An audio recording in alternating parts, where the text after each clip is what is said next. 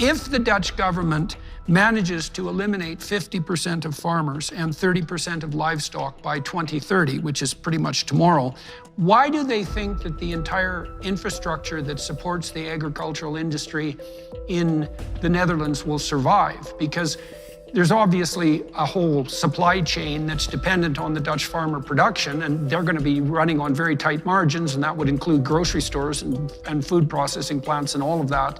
And if they lose 50% of their inputs, well, they're going to collapse. There's not going to be half of them left. There's going to be zero of them left.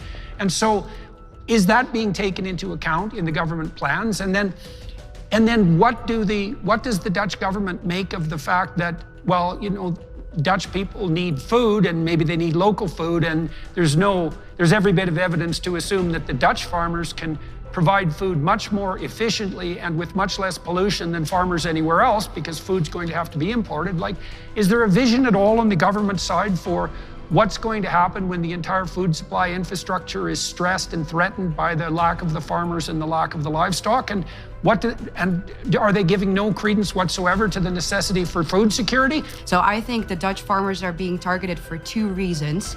One of them being that our farmers, like you said, they're so effective. You know, they're such good.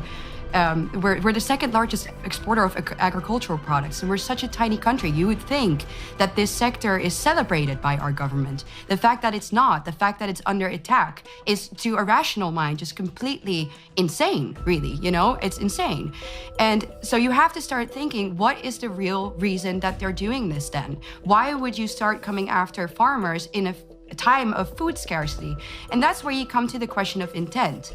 And I know that people find that to be a scary question. I understand that people are like, oh, well, this is, you know, we live in a liberal democracy. We're in the Western world. Our government would never want us to be hungry. Our government would never want us to starve. Well, I think that that is plain wrong. I think if you control the food supply, you control the people. And our government knows that just as well as China does. You know, that is not something that has left the modern mind, so to say, of the people who rule us. And our farmers are, quite frankly, the only people with the courage and the manpower to stand up to our government. They are an independent group. They function freely, you know, without help of the government oftentimes. They are hardworking. They are Christian. They represent the Dutch spirit more than just, you know, an agricultural sector. They represent, I would say, our culture as a nation. You know, they're a very, very important group. Oftentimes, these businesses have been in Dutch families for centuries on end. It is the backbone of our society. So I think that that is one of the main reasons why they want them gone. When I look at what's happening on the woke environmentalist front, what I fundamentally see are venal politicians who are not very competent at anything except attempting to look competent in a narcissistic way, that manipulate opinion polls and public opinion in general so that they can appear as though they're providing people with what they want. Now, and so what I see happening on the political front is, as I said, there's politicians who really have no long-term vision.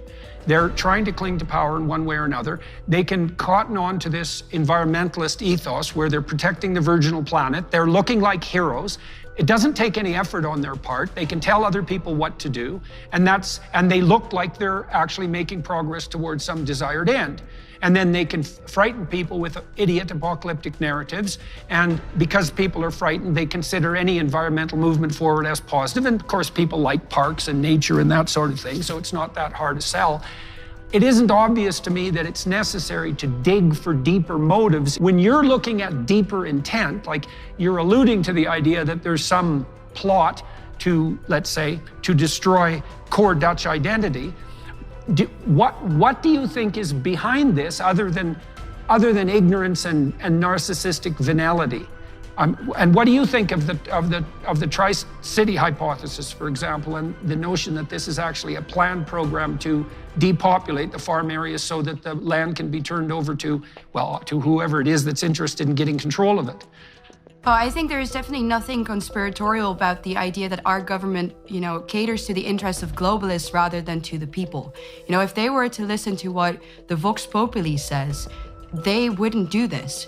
I would say that the majority of Dutch people, although you will never hear that in the mainstream media, do not agree with this. They don't think that expropriation is a good thing, but they are being indoctrinated from all sides that this in fact will help nature, that this in fact will help the climate.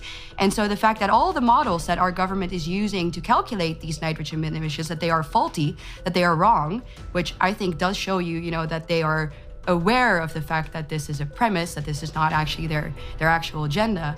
I think that shows you that they don't have our best interests at heart.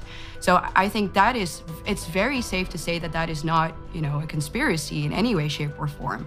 Then the financial and political gain that they will get when they are able to seize these farmers' land. Our country is a small country, but 80% of it is made up out of farmland. So imagine what the state could do with that land, what type of benefits that would bring them. And of course, they're happy to push this agenda of virtue, like, oh, look at us protecting nature. And that is something that the mainstream media will also push. So that is almost a self-fulfilling